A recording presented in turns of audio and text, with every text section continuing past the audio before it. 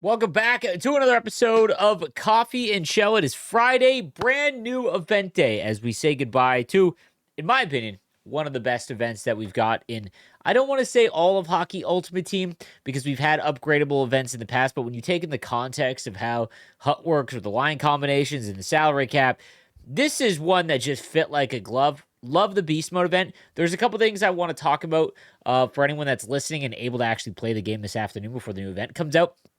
I also want to do predictions for the new event. I think every Friday before a new event on Coffee and Chel, it'd be fun to kind of just try and guess because the content team is absolutely unhinged. They are just so random.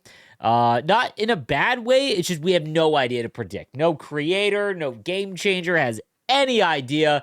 And part of it's actually kind of fun for me. And then lastly, I want to get to a comment so that I don't forget it and I don't skip it about B&D sets. So let's start off.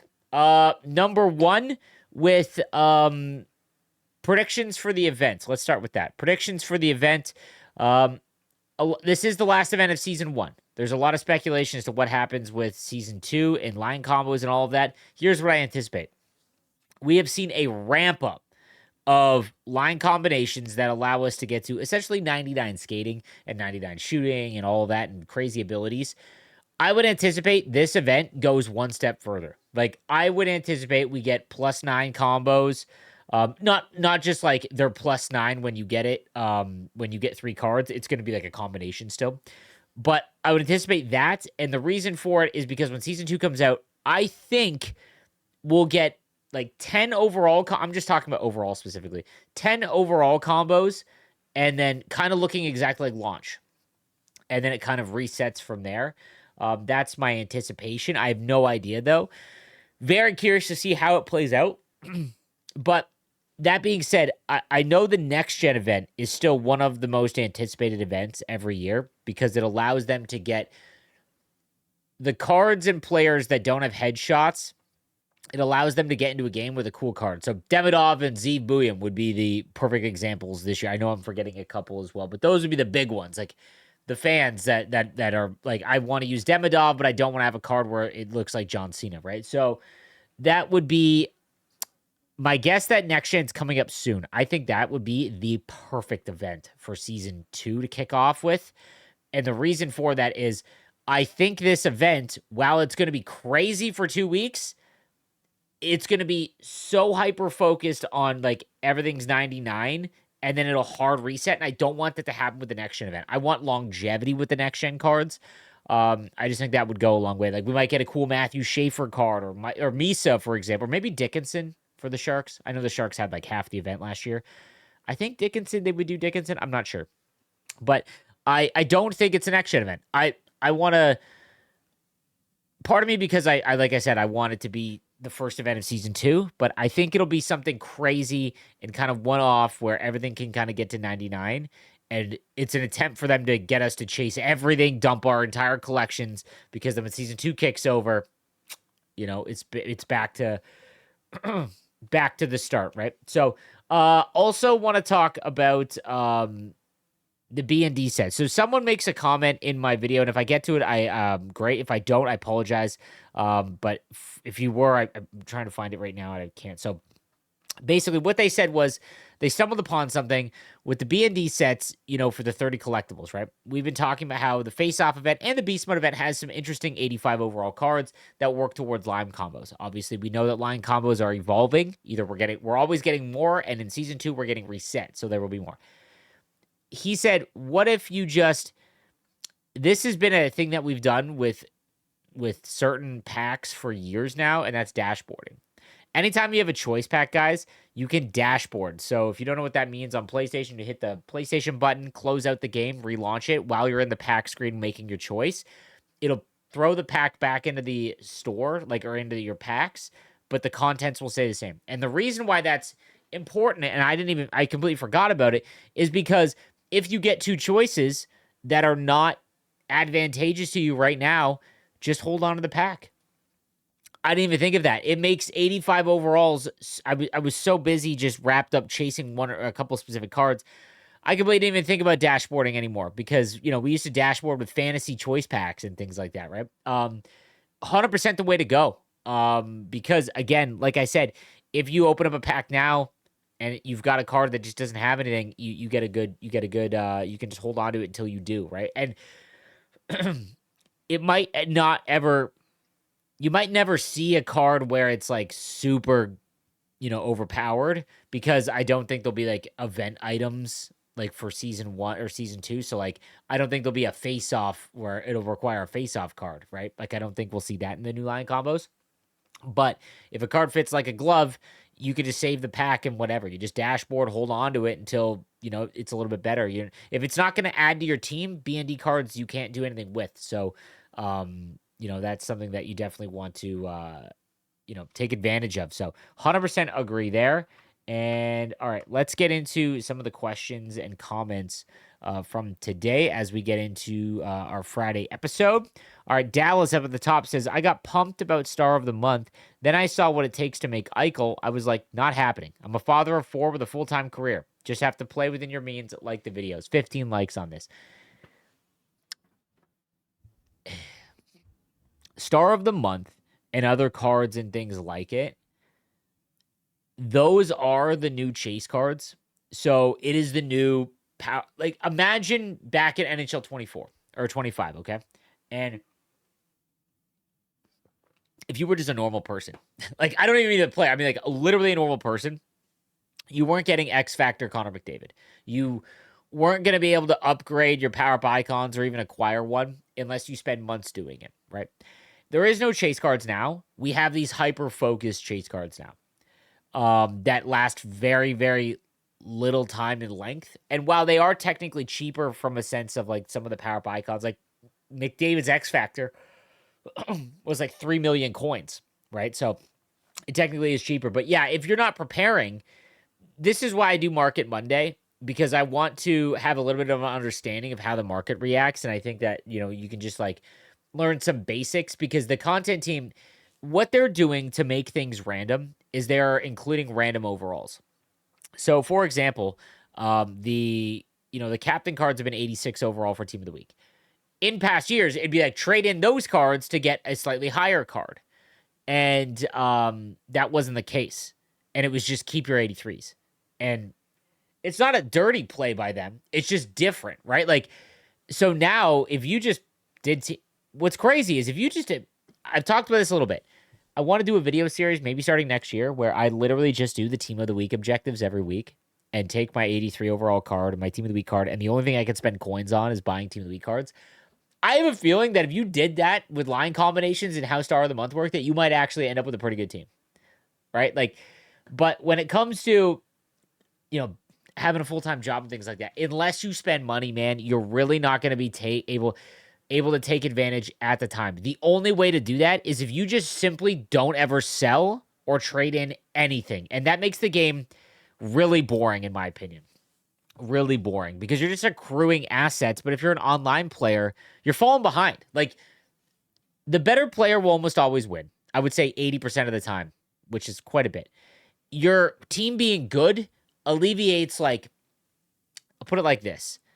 In my experience, being no money spent and pay to win or whatever, in prior games, it was about 100 to 150 rivals points. I don't know what that would be in ranked ladder. Maybe it's like the difference between silver, 3 and gold 1. Maybe. But you do get a little bit of an advantage the better your team is. And obviously, if you're just holding on to everything, you're not, man. I can appreciate this, dude, because whether you guys want to believe it or not, I spend a lot of time making videos, and when I'm streaming, I'll play like 75% of the time, but the rest of it I'm just talking to the chat, right? Like, and then outside of that, I don't play the game. There are 100% people that have full-time jobs and everything like that play more than me, and so I can appreciate the new event comes out, and you're like, man, and I'm with you on that. Like, they should be expensive, but they need to be better if they're going to be that expensive. Like, Jack Eichel, his abilities are rough. And how are they not an elite ability? That's what I don't understand. I'm starting to feel the fatigue that I get every year. If the next season is 70 days, I don't think I'll make it past December. This is everyone in every sports video game or just video game in general. we overplay things and then we get burnt out. But with Hut, it's even more, and the potential is in season 2, like I said, that there's just real exhaustion. If all of the line combos reset, if all new cards are just super overpowered and it makes us feel like all the cards that we had are no longer useful, it is gonna feel like exhaustion. I You know what I watched? This is gonna be a side rant. I watched a video the other day called "How to Enjoy Playing Video Games Again." Sounds so dumb, but I know there will be people in the comments that can relate to this. When I was growing up, I'm 30, I'm 35 right now. I grew up in the peak era of video games. Whether you guys want to admit it or not, video game companies had no idea what they were doing, how to manipulate you for your money, and it was literally just about trying to create the best product because that's what drove sales. There was no day zero patches back in like the early days of like Mass Effect or Knights of the Old Republic or Metal Gear Solid or Halo. Like there just wasn't, right? And I find it hard now to find a game that I enjoy. And so I went down this rabbit hole of like, what do I even want in a perfect video game? And how would I play it given the lifestyle I have now? Because if you don't carve out specific time for you to play games, and it's gonna be like when your wife and your kids go to sleep, you're sacrificing sleep when you get to your mid 30s. And for a lot of the player base or a lot of my viewership, I'm sure not all of you can relate to this. Some of you might have more free time, and that's awesome. Take advantage of it. But the game has to be really satisfying. Like for me, when Tarkov gets a wipe where everything wipes clean, I get like I call it the flu because that's when I'll be like, you know what? I'll sacrifice some sleep to play this game. It's got to be really good, and then I get obsessive with it, and then I burn myself out because I don't sleep and I've still got to work, and I'm like, okay, now what? I don't want to play it anymore, and that just keeps happening. And it's weird because the gaming industry is just so predisposed with you have to be the best player if you're going to play an online game. And if you don't, you're ass. Like they make you feel like shit. And obviously you don't want to sit down and just play a game if you're not like elite at it. You want to enjoy it. Like Battlefield's a perfect example, right? But even Battlefield, I've lost my attention span for that too, right? Because I played it so much during the subathon. And I don't know, man. Like, I think that burnout happens in all sports games, but I think the ultimate game is one that is online, but you can play at your own pace. There's no competitive advantage. Like, I don't even know if this game exists. It's World of Warcraft. Like, it legitimately is World of Warcraft. Whether you want to admit it or not, you play at your own pace. The online community is so, like, if you're battling and PvPing, like, that's like, for sure an aspect. But I feel like the majority of WoW players just, like, leveling and grinding and stuff like that. Like, it's doing tasks that, it's like a cozy game, bro. It is male Animal Crossing. Like I feel like that's the game I'm looking for because I just want to be able to play it for 20 minutes at a time, relax. I don't need to feel like I got to spend money or grind these chores to get cards just to do it again. I just want to, I don't know. I don't know what I'm trying to say here, but I feel like this is something that happens in all of gaming. And I miss, this is nostalgia, but there is a part of me that misses video games and what they used to be in the sense of like they are an escape. And I don't feel like they're an escape from the stresses of your life anymore. They are now another stress that you do and you just accept that it's going to be stressful, but it's like that's your hobby. I went way too deep there, and I probably said a lot of nothing because I do that and I have massive ADHD, but it is what it is. O'Malley says EA knows how to suck so much money out of the player base as they can. I'm guessing season 2 combos are going to be completely different, making everyone chase the new cards and come out by using a new different team nationality chemistries, making our season 1 MSP chase cards obsolete. 100% early on season 2, that as a business, yeah, that makes sense. But I feel like as the season went along, we saw small examples of this. I think they were so careful with line combos the first month of the game.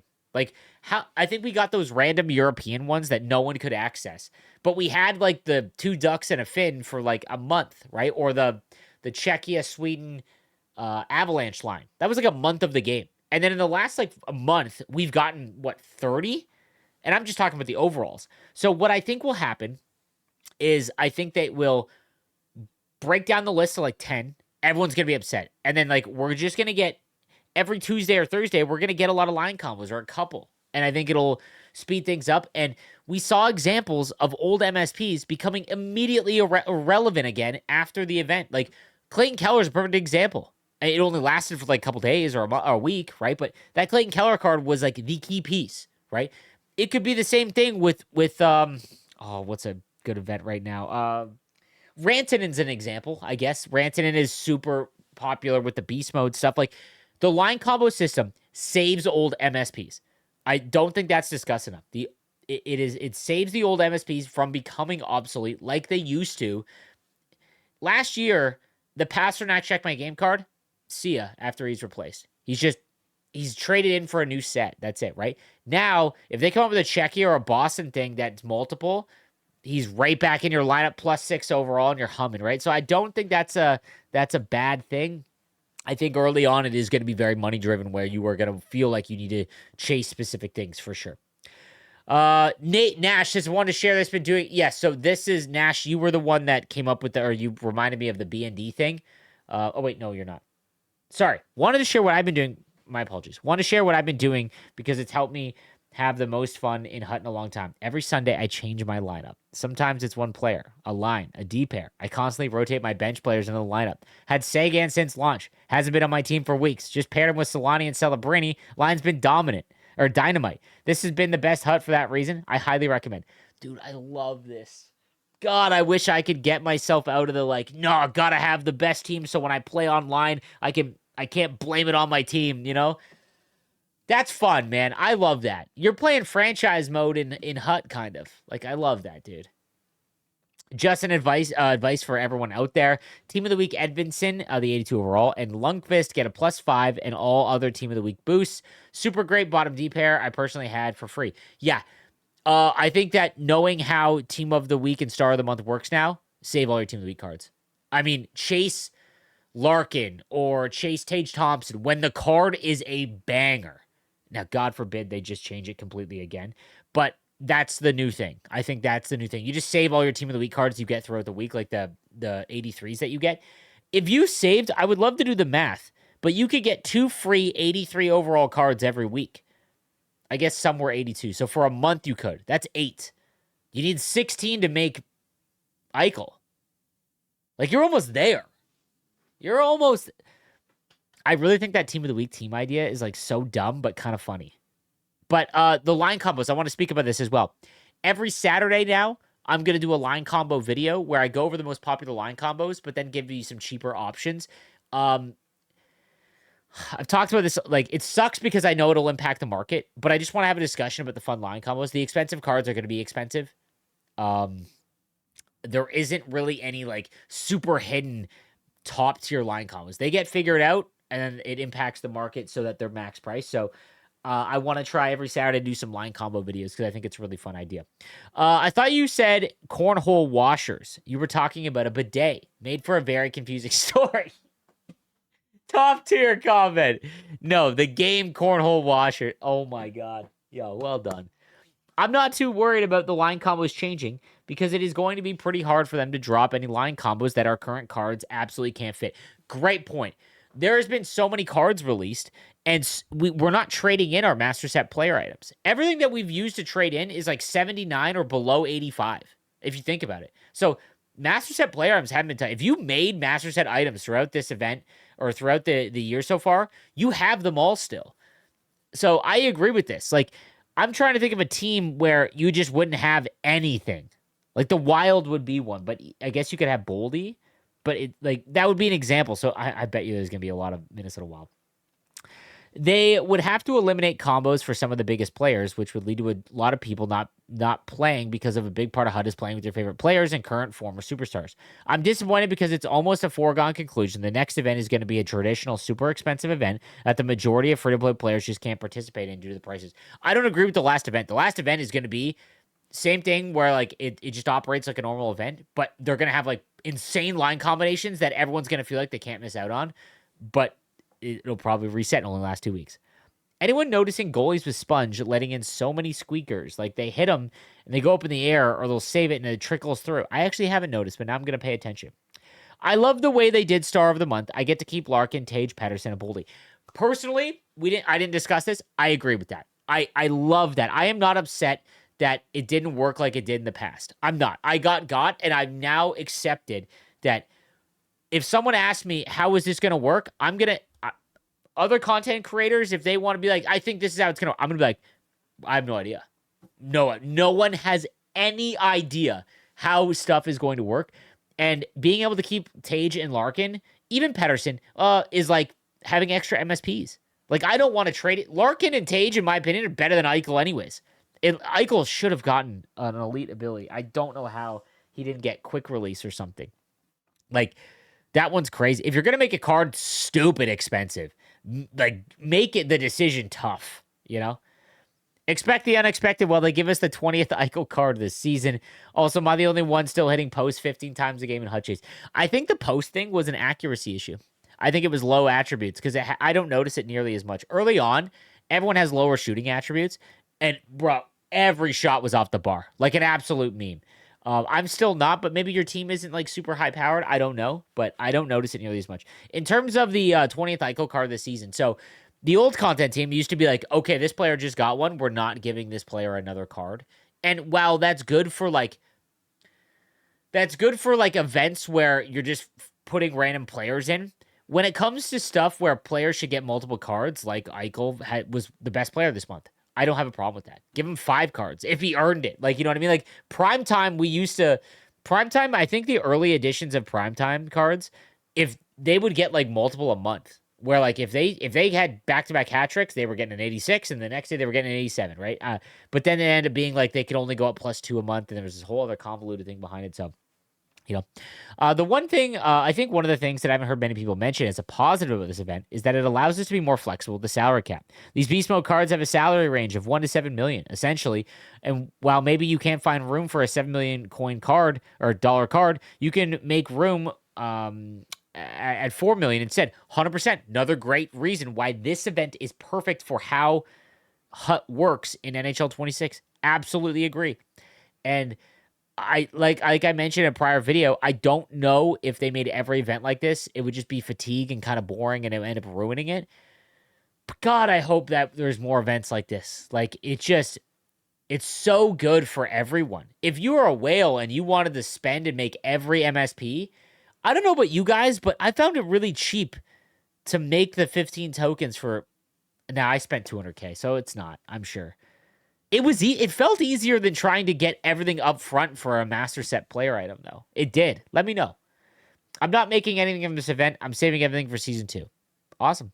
Like, I feel like you're going to regret this, and the regret won't happen in 2 weeks. It'll happen in a month. Like I said, man, the Beast Mode event, there's going to be some +8 overall Seattle Kraken card, and you've got Montour that you haven't used, and you could shoot him up to 86, get the +9 or whatever it is, and you're laughing. Like, I don't know how you look at this event and don't say, man, I need to get all the MSPs at 81 overall because of the flexibility it allows. Like, that's kind of crazy to me, just given what you've seen. And again, I could be wrong, but I don't see how that would work out. Hey, Slaves, thank you for all your hard work and producing content daily within the Hut community. Listening to your videos on my drive home from work really makes the time fly by. I love that, dude. Regarding the XP players, the only 2 this season that worked in my lineup were Will Smith and Matty Beniers. So I was wondering, where do you think the best value is using my XP collectibles for the remainder of the season, as I have both players maxed out? So you did the tokens and upgraded? Man, thinking back, I think I might have just blown my own mind. Tell me if I'm wrong here. Team Mazer, we, in the last 2 years of the XP so this year and last year, doing the tokens, because you can trade in a collectible for a token, or a couple of them, right? Is the best value not just getting enough tokens to upgrade all of the XP cards to 85, as opposed to doing, what was it, like 5 of the 81 plus pack, where you just got an 81 overall?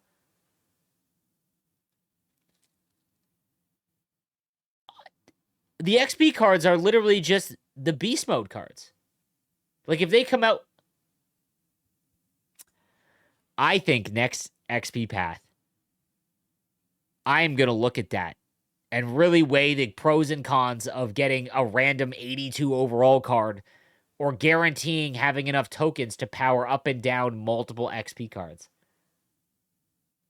That's interesting. That's interesting. I would not, in your instance, I would just do it enough to get 2. I don't think any more would be worth it.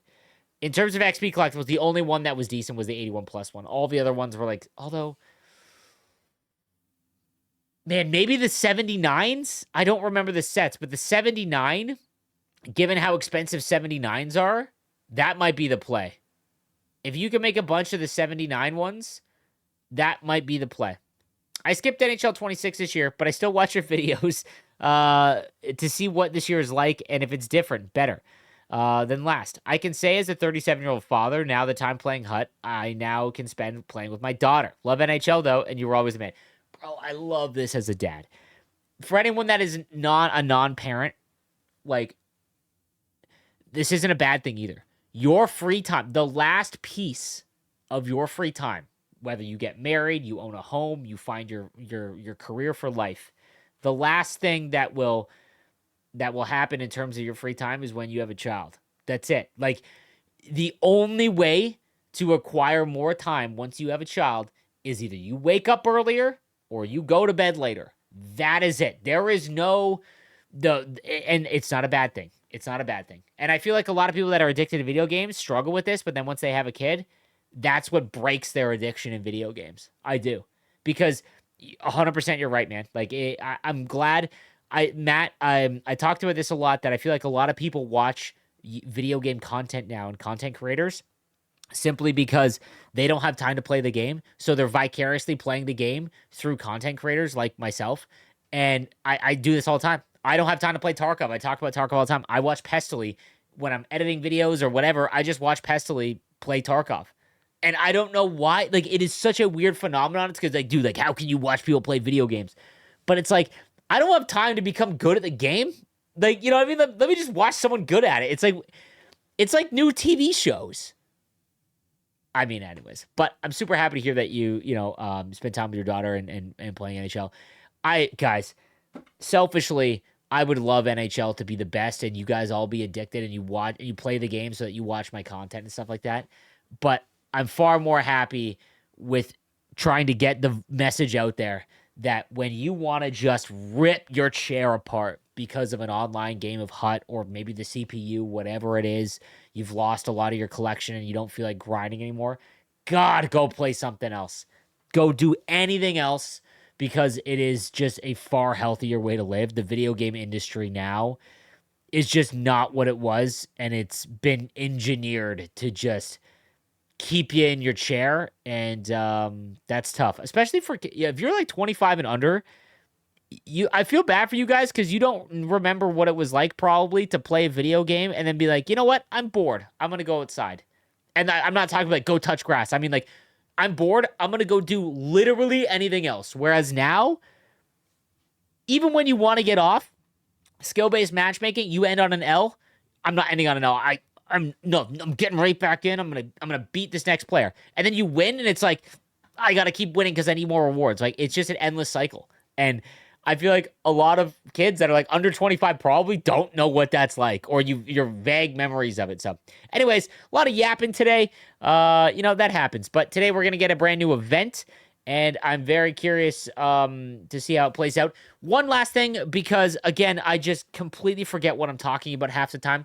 The Beast Mode event. Someone asked me, why was there no Beast Mode rankings this week or for this event? The reason why, make every MSP. Both goalies. Make them all. It is worth it. And if you lose out on, 78s and 79s, come be mad at me. I don't care. You want my advice? Make every single 81 overall. At least 30 tokens. If you don't, 45 is probably the sweet spot, but at least 30 tokens. You will not regret it. You will not regret it. I promise you that. Maybe it won't be until June, but there will be a time where I can come on here and be like, told you so. I'll see you guys later. Have a good one.